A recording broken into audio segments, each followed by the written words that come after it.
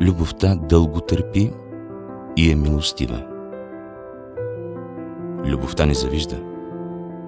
Любовта не се превъзнася. Не се гордее. Не безобразничи. Не търси своето. Не се раздразнява. Не държи сметка за зло. Не се радва на неправдата, а се радва заедно с истината. Всичко премълчава. На всичко хваща вяра. На всичко се надява. Всичко търпи.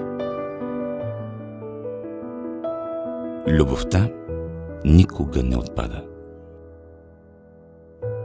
И тъй остават тия трите: вяра, надежда и любов.